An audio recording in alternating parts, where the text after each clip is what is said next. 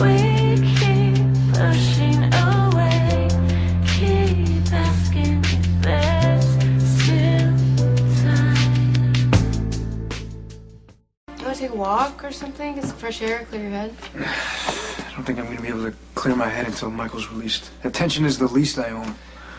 Okay, I know that this is difficult, but I think what you need to do is separate your intentions from the outcome. Your job is to uncover the truth and bring perpetrators to justice, and you did that in the most compassionate way possible, with motives that were pure. You wanted Michael free from Sonny's endless cycle of violence. You wanted him to get the counseling that he needs, and you honestly believed that he was going to get a suspended sentence, which he should have. But he didn't. Judge Carroll decided to slap everybody's hands. The law screwed up. The law has to fix it. That means me. You gonna bear with me until I turn this thing around? Until then, and beyond. Dante Falconeri. Michael's release, that's a priority. Where do we start? Well, the quickest thing to do would be to get the judge to reverse his ruling.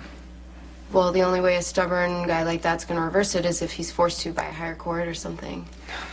The appeals process? I mean, that takes months, years. Michael could have been done serving his sentence and waiting at home by the time he gets to court. No, we need to appeal to someone higher up on the food chain. Yeah, people with influence.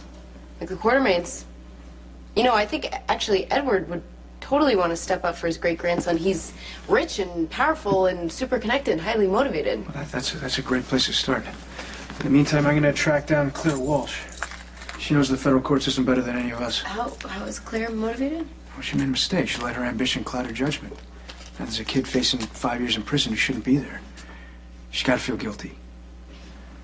If she doesn't, I'll just push some buttons.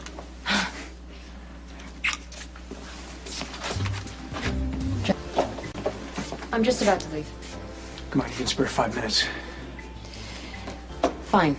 What? I want to get Michael out of prison. All right, if you're planning a breakout, I really don't want to hear it. Come on, really? Give me some credit. You know, it gets confusing with you sometimes. Are you a cop on the job, or are you your mobster father's son? I don't have time to spar with you. Are you going to help me find a way to get him out of there or not?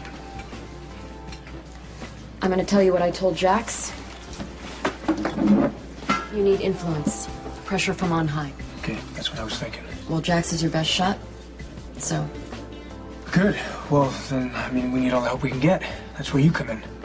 You know the federal court system inside and out. You just prosecuted Sonny's case. You gotta have a lead on what loopholes we can exploit. Yeah, I do.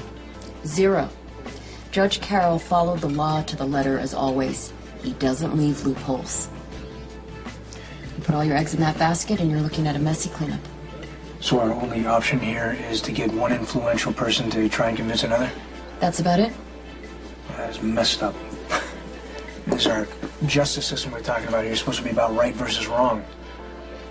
Detective Falconeri, do yourself a favor and grow the hell up. Saving Michael could be as simple as talking to someone in your poker group or your country club, one of your old cronies in Washington. Don't you know that I made those calls the instant that Michael was sentenced? I've done everything I can. Oh, that can't be. Yes, it can be. Because the sticky part of this is that legally, Michael is not a Quartermain, he's a Corinthos. And no one with any political ambition is going to raise a finger to help a mobster's son. I told you from the very outset that Sonny's influence would ruin Michael. And now it has. God.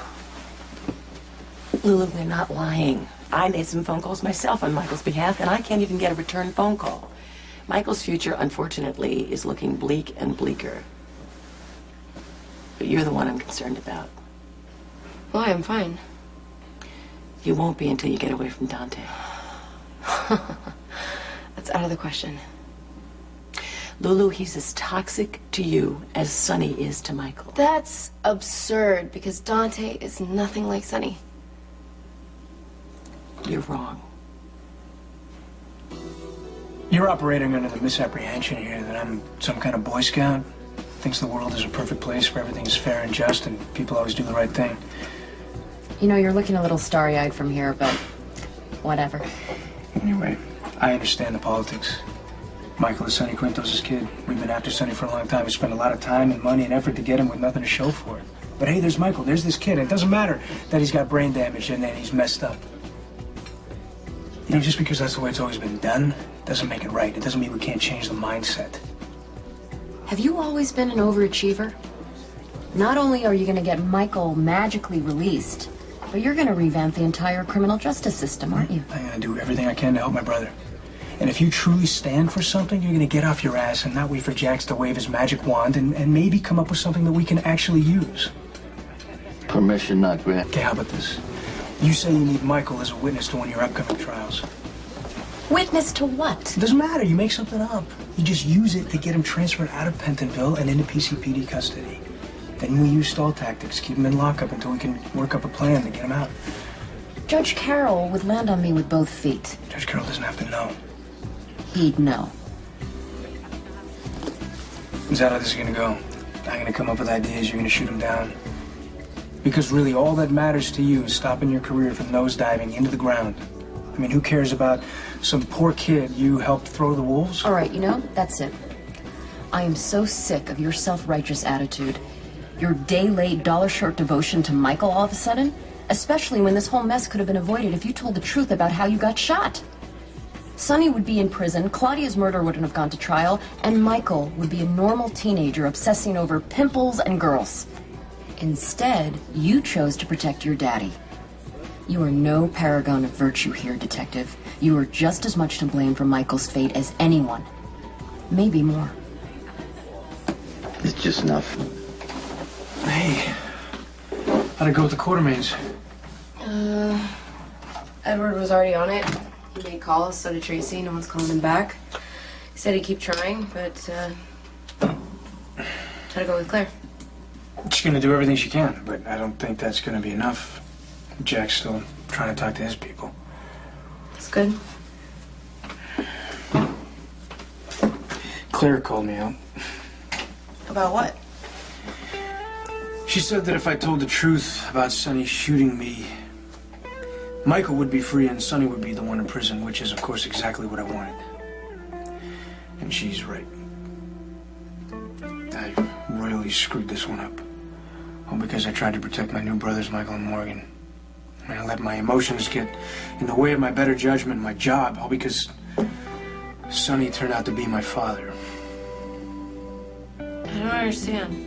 I thought the only feeling you had about Sonny was disgust. It's not Sonny, it's the concept of having a father.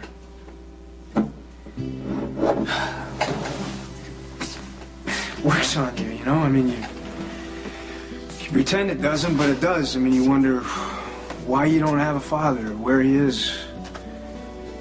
You try and keep it inside because you got this phenomenal mother. And you don't want her to think that she isn't enough, but it's there.